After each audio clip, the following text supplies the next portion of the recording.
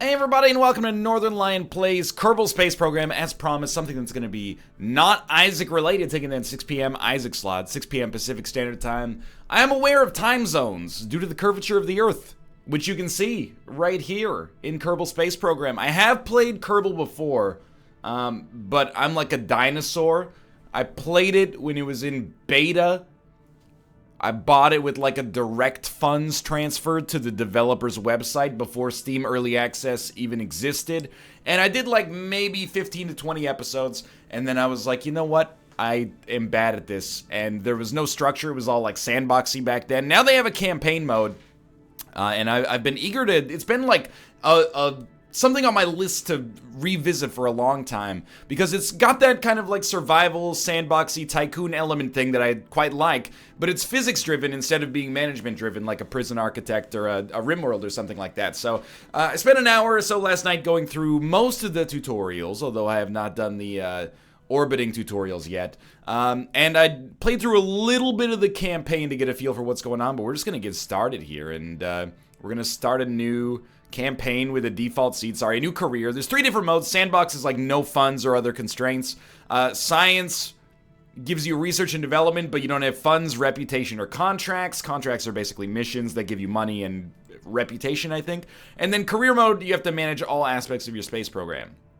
I am going to be part of, yeah, sure, Hexagon. You know, that seems perfect. We'll be part of Hexagon Industries. And, I'll start it up here. Keep in mind, I do want to point this out. Yes, a save with that name already exists. Oh, the save name is default. That's not a seed. Sorry. We're going to call this Rukatomo Core. Any corporation with 3 capital letters in it can't be evil. That's the gist of it. So, I would say, first off, have sympathy. It's been a little while since I played Kerbal Space Program. I did do my due diligence here, trying to get things as gentle as possible, but I'm going to make mistakes here, and that's going to be half the fun. I don't have a degree in physics. I don't even have a theoretical degree in physics, much less a degree in theoretical physics, as they said in Fallout New Vegas. So, whoops. This is our space center, which effectively is like the facility where we do everything in this game. So we have a tracking station which tracks our existing missions. Vehicle assembly building is where we build vehicles. Mission control is where we get some contracts. Spaceplane hangar is where we launch spacecraft off a runway that are intended to reach orbital or suborbital flight or even beyond. But I've never managed to launch a spaceplane, and we got to do a lot of research, I think, before we can stand a good chance of doing that. Research and development is where we'll go to advance our tech tree, because we do start with like basically nothing. We start with like solid fuel boosters, which is basically just a big fuselage full of fuel that we can't control the thrust of. And then like science packs. And also a parachute so that hopefully our Kerbals can live. Administration building is just like, we've got like a SimCity style like council here that we can actually use to raise money and do other stuff, although I don't really want to do a bailout grant or research rights sellout right now. So this is one thing that I've like asked for, or I would like to ask for from you guys, is how the heck do we even launch something like this? Like, these are all X'd out. Research rights sellout and bailout grant are effective immediately, but I don't think that's something I actually want to do right now. So that's something that I have not had any experience with whatsoever, and I throw myself on the mercy of the court. And astronaut complex is where we will like fire and hire Kerbals that can be on our team. So I don't really want to spend more than all of our money to get new applicants right now, but you can see that we've got Valentina, Bob, Bill, and Jebediah. Jebediah is a 0-star pilot. They're all 0 stars right now, and we have 2 pilots, an engineer, and a scientist. They do different things. I don't specifically know what an engineer actually does, but maybe that comes more into play on keeping them in space or having them fly for further and landing on the moon, for example. Sorry, the mun. But pilots fly the ship, and scientists perform scientific experiments that can then be transmitted back to Kerbin, which is Earth, for lack of a better word. Even though there is a better word, it's called Earth. And then that gives us research points, which we use to unlock new stuff, and we can also sell our research for money and, build more and more elaborate spacecraft. You get the idea. So I'm kind of just playing it by ear here, but we're going to start by picking up some contracts here in Mission Control. Gather scientific data from Kerbin. At Kerbin World First Record-Keeping Society, we need brave Kerbals with the right stuff to help achieve our dreams, but we still have unchecked items on our list of records to break, and we would like to change that. But really, there's no sense in still talking to us while there's science to be done. Maybe a portal reference. Shall we get to it? Give us a quick crew report before launching. It's fine if any of the lights are flashing. Just give it a quick, swift kick. Recover or transmit any science experiment from Kerbin to achieve this goal. I think I can do that fairly easily, so let's take that. I think you can only take 2 contracts at a time, so we'll take this one. And we'll take launch our first vessel, which just requires us to... Oh yeah, max contracts too, which just requires us to launch a vessel. And then we'll start like super small here, the vehicle assembly building. And I'll tell you just straight up, like, this is going to work. And probably our Kerbin will, or our Kerbal will even live. So, the first thing you want to do is just take a look at the interface here. I'm just giving you a bit of a lead-in in case you've never seen Kerbal Space Program. Basically, this is where we're going to build our spacecraft that we're going to launch to space. And we're going to put things like, fins on it for aerodynamicness, as well as stability, so that the thing doesn't just engage in a roll that's uncontrollable and turn me into like a drill or something like that crashes into the earth and then explodes, because that's really bad financially, and then secondarily, also terrible loss of life. So on the left side here are all the categories of things that we can... the components essentially that we can apply to our rocket to build it. You want to have a command module, which is, we just have a Mark 1 version of that right now. And the command module, effectively, your Kerbal lives in there. And eventually you can get larger ones, I'm assuming, that you can put more crew size into. And it also has something called an SAS module, and the SAS module is something assisted something. Basically, it's an autopilot that you can turn on and it stabilizes you. It's like space something stability. I don't know. It basically has like little micro thrusters that can help keep you oriented with your pitch and your yaw correctly, if that makes sense. Pitch, roll, and yaw. That's it. So ideally, we also want to have a parachute, which will keep our Kerbal from dying when this crashes into the ocean or the launch pad, more likely, because this thing's probably just going to go straight up. And down here you can see, this is the cost of the spacecraft. It's 1,022, victory points. I don't know. It's the Settlers of Catan sort of thing going on here, maybe. And we also need something to make it go. And later you can get, like...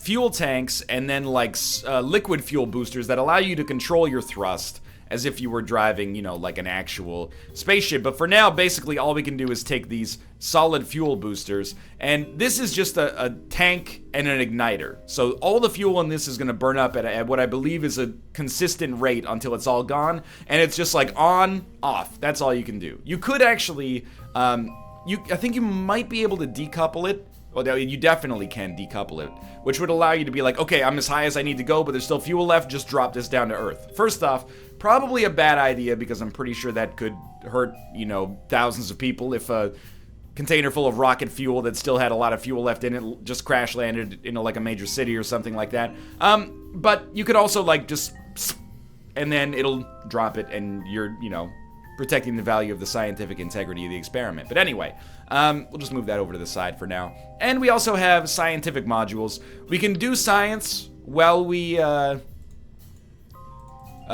fly here, and doing that science will allow us to get more money and more research points, which we can use, of course, to get new things unlocked. So I'm gonna go for, this is just our symmetry mode. This game's been in development for like 80 years. So they've got all sorts of quality of life improvements that are very positive. You want your spacecraft to be symmetrical along at least some axis, because if it's not symmetrical, even the slightest bit of like excess drag on one of the vertices will basically lead to your ship having an uncontrollable roll, or, basically it'll be unstable and you won't be able to control it as easily, or worst case scenario, it'll basically ignite itself. So we're just gonna make it bilaterally symmetrical right now, and put 2 scientific experiments on it. Everything in this game is a cost. It tries to model physics. I don't know if I would say realistically because I'm just unaware, but it tries to model physics consistently at least. So, you know, there's drag attached to all these parts. There's also mass attached to all of these parts.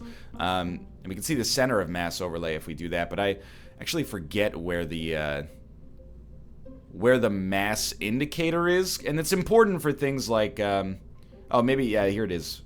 I'm assuming. Bring up the engineer's report. Mass is 1 ton, parts 4 out of 30, and there's our size. So it's very small right now. But now, the mass is 2 tons, because we just put like 1.5 tons of fuel on it. And we'll put some fins on it as well, just to make sure it's as stable as possible. I don't know, maybe this is where I start to question my own good sense here. Do we really want it to be quadrilaterally symmetrical when it's bilaterally symmetrical on the science experiments? I don't know, but I kind of think the more the merrier. I'm going to call this Ruka Pod Mark 01. Enter ship description. It's important, you know, you want to have descriptive names. This is version 1.0. Used for early contracts just to launch ship and recover parts plus end experiments. Okay, there you go. So we'll save Rukapod Mark 1 here. And remember, all we're trying to do is basically send this thing up into space. Well, not into space, but send it up into the air, have it come back down, and then recover these scientific experiments, or we might even transmit them while we're going, and have our pilot not die.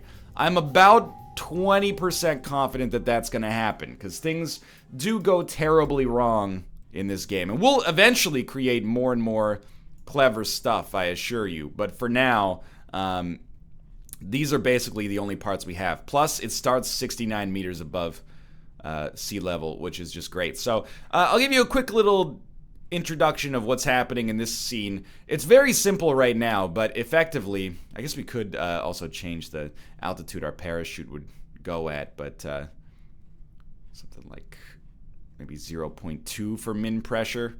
We're not going to get that. We're not going to get that high. We should just go like this. Yeah, go with the default settings for now.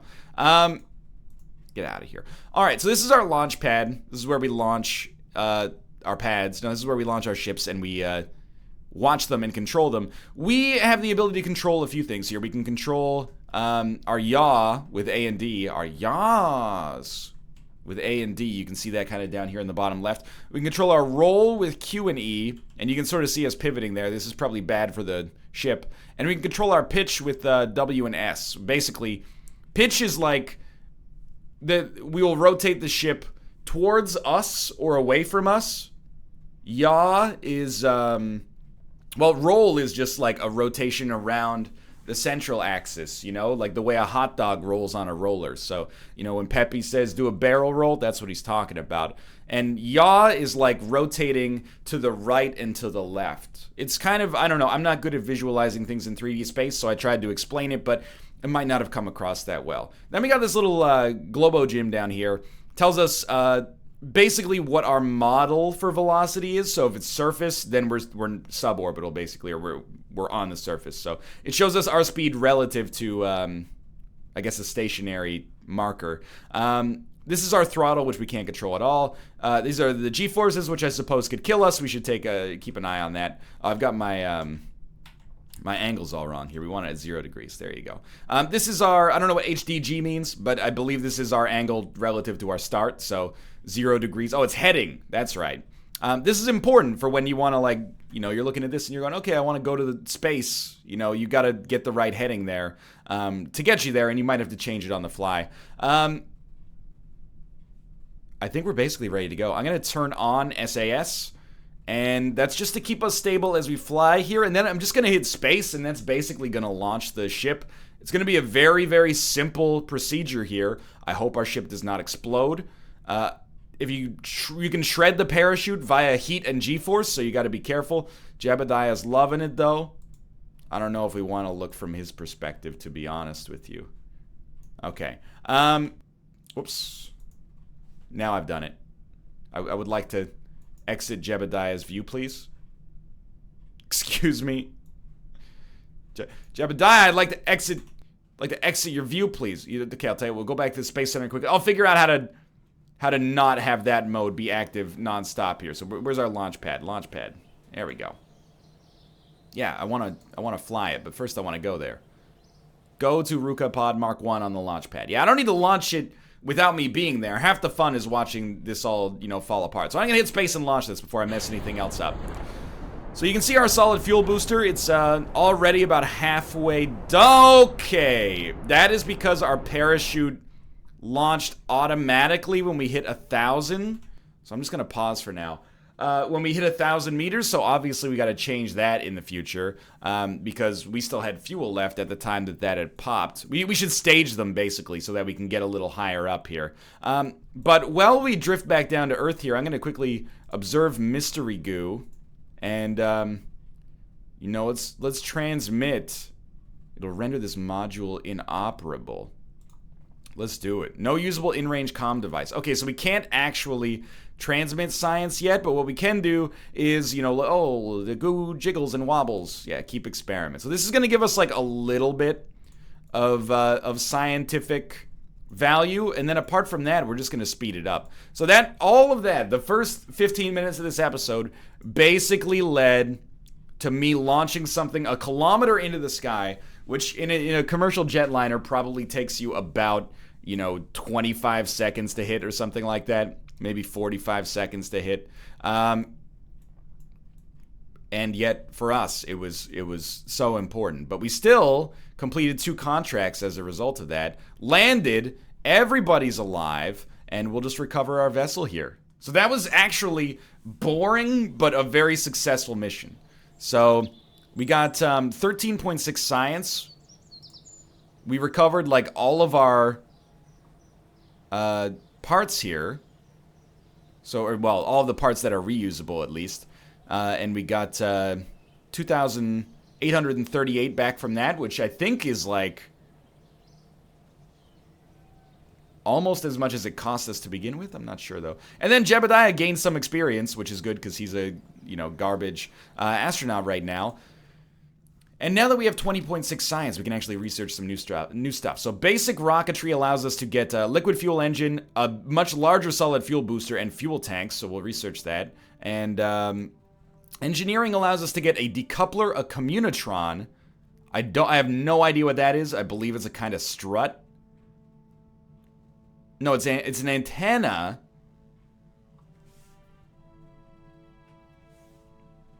Okay, so we can use this to transmit science. It's a thermometer.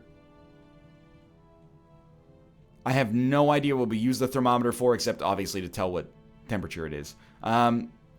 Surface mount version of the communitron. So I don't know what a surface mount is. Maybe it's something meant to be used on the surface of a planet, as opposed to on, like, when you're in orbit or in the air. I don't know, basically. But anyway, we're going to research this, of course. We still got 10 science left. General rocketry is too expensive. Stability is too expensive. Survivability is too expensive. But, you can see that we want some stuff here. Like, for example, perhaps a service bay in case things go terribly wrong. Or a heat shield in case, you don't want things to go terribly wrong. But at least we can build a second ship here. We should go to mission control, I think, quickly and see what we got for contra. Whoa, okay. I don't know if we need to claim our completion because we've already gotten it. Sometimes you have to complete quests. So, conduct a focused observational survey of Kerbin. Go to the designated test site and gather some observational reports. Haul. Oh, wait. We want you to haul the Flea solid booster into flight above Kerbin. You need to have the booster that we just had, I think. You need to get to 24,000 to 29,000 feet and hit 330 to 500 meters per second and fly. I don't know what flying, like the literal definition of flying is, but I'll tell you what, I'll take it. And test the stack decoupler. We don't actually know how to attach a stack decoupler to other parts. From the bottom to the top, is there even a way to tell which side is up? I've done the tutorial, I'm aware. Test the stack decoupler. It says landed at Kerbin. So I'm assuming, like, they want me to be on the ground, maybe after landing and then decouple. That actually seems like a little bit out of my wheelhouse, sadly, because I don't understand the terms 100%.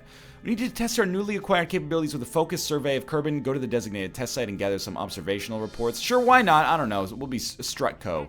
13,000, 13,000. They're all worth... Well, no, they're not all worth the same.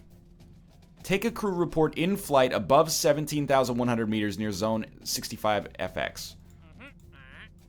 Well, the amount of meters shouldn't really matter that much. Sure, I'll take that one. Okay, so step one, and this will probably be like the last thing we do in this episode. Let's just try to complete one of those contracts. And the contract that we had was... hold on, let me leave for a second here. The contract that we had was... You can probably see it more easily somewhere down here. Can we do anything in our administration building? We can now. We could definitely improve our image by putting some effort into reminding Kerbals everywhere of just how great the space program is. Advertisement isn't free. Gives us more reputation, costs us money. Gives us reputation... Sorry, gives us money, costs us reputation. Takes money, gives us science. I'm gonna stay away from these for now, and I'll default to your wisdom at a later date. I think it's still, even though there are constraints, I think it's still pretty sandboxy, so... I don't necessarily think I'm screwing myself by not speccing into something right off the bat, but I could be wrong. So we need to haul the booster up. It's got to be 24,000 to 29,000 meters, and there has to be a Kerbin in it. It has to fly. I don't really know, again, what that means. I'm assuming that's just something to do with the altitude. I'm not going to give it wings, so... Anyway, this is 16,000. So we need to get pretty high up in the air. And then we need to... I mean, ideally we would survive at the end of it. Sweet. Let's give it a shot. Oh! Oh! I accidentally deleted it. Disregard. I would like it back, please. Okay. Take a crew report in flight below 18,500 meters. Near Kerbinaut's glory. Let's go. I don't know how to get to Kerbinaut's glory either. See, this is where I now find myself scared. Escape the atmosphere. We'll save that for a little bit later, I think. Test the Mark 16 parachute. Now, that's something we can do. You gotta get your altitude high. Speed relatively high. Let's take this. So we're gonna test the parachute. Ideally, the Kerbin will live. So we're just going to use this as a launch pad, haha, to make a better ship. So for now, get out of here, you stinky part that I don't care about. So we just unlocked a bunch of new stuff. Do we... Wait a minute, before we go through with this, do we have... I really want structures that are better than girders. Girders are going to, like, fall apart in negative 10 seconds here. But I guess we're early on. We shouldn't, you know, swing for the fences that much already. So I'm going to put, like, 3 fuel tanks on this thing. This should be enough to go relatively fast. And I'm also going to put some decouplers here. And I'm going to, you know, ease myself back into the idea of staging this rocket. So the idea is by pressing the space bar, we can cause the decoupler to unattach. And thus, these fuel boosters will drop, or sorry, these fuel tanks will drop back down to Earth. And the command module will not explode on impact, which is nice. You still have a parachute, but hold on. This parachute annoys me. No, you don't pop until 3,000, and the pressure's got to be like up there. Okay, that's fine. I think that might work. We'll see. Anyway, it's all, part of it is about trial and error here anyway. So we're going to put a liquid fuel engine on. And this one now is going to give us the ability... The last flight actually went pretty well. I thought, at least. This is going to give us the ability... We should snap it on hexes as well. It's going to give us the ability to... get high up in space here, or at least high up in Kerbin's atmosphere, while controlling, at least to a greater degree, our ability here. So this is going to be Tomopod Mark 1, and this is version 1.0. Our liquid fuel model offers more control in flight for now. There you go. Save that up. And we're just going to launch this. We got to hit 6,000 and 9,000. If the parachute pops, I'm going to lose my mind. So it's like first we launch, then the space bar when we run out of fuel or we hit an altitude that seems scary. Like, I'd rather not go to space because I'm scared. And then decouple, and then the parachute should be ready to fire after that. Let's go. So I'm basically stealing this wholesale from the tutorial at this point. But in the tutorial, they were like, turn SAS on, put your throttle at 2/3, and then just hit spacebar.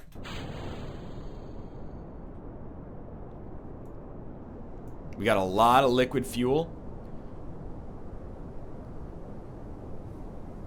We still got a lot of liquid fuel. Remember, the further we get away from the atmosphere or from the surface, the faster we're going to ascend here. So right now this seems to be working. We just need to hit 6,000, which is definitely going to happen. Our velocity definitely was within the right range. So we're out of fuel. And honestly, I'm just going to let it keep taking me up here. We don't need to disattach this just yet. And by disattach, I mean unattach. So this has been a stable flight. I can't tell if we're at... Oh, we're definitely not at escape velocity. We can check the map and see how our flight looks. So our... I see. Yeah. I guess we gotta fly over there and then do science? I don't know. Apoapsis is the highest point in our flight. So this right now indicates our flight path.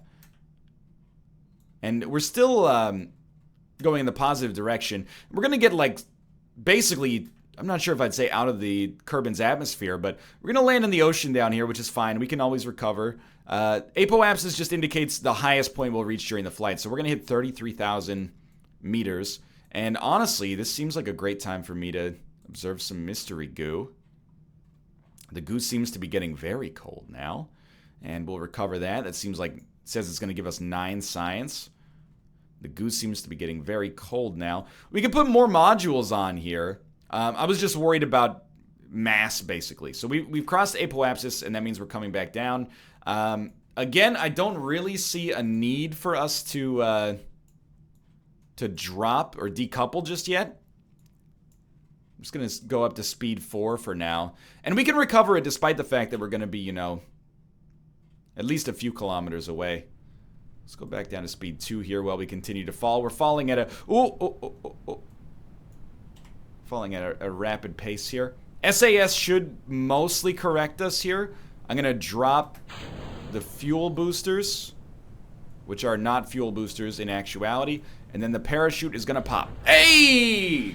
Let's go! So this is about to collide and hopefully not explode.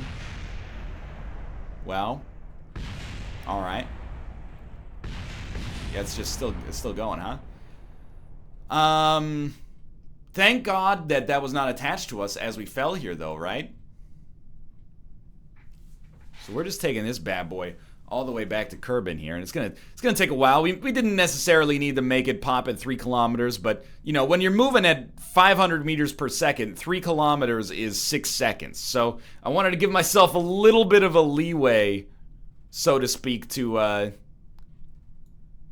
in case things went terribly wrong. So we're not recovering any of those parts. I guess we could put a parachute? No. Well, you can put like a radial parachute that would maybe allow you to recover.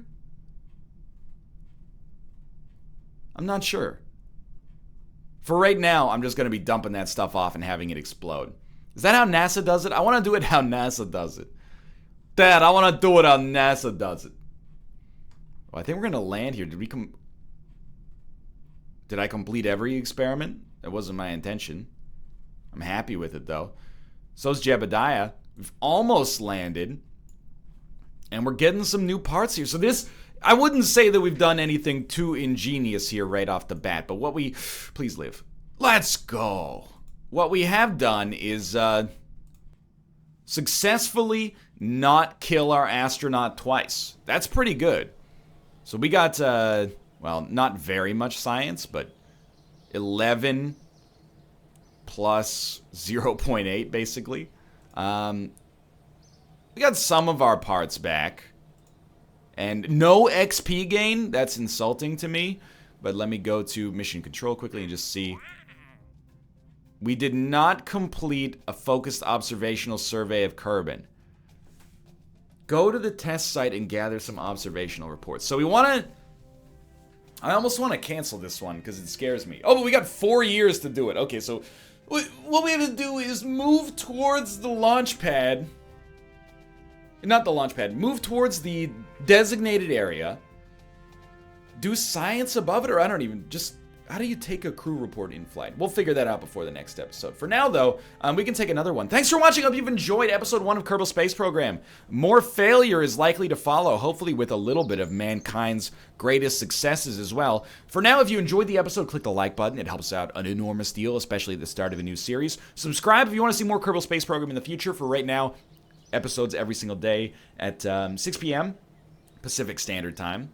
9 p.m. Eastern Standard Time. And go check out Kerbal Space Program on Steam if you're interested. The link is in the video description below. It's a great game. For now, thanks for watching, and I'll see you next time.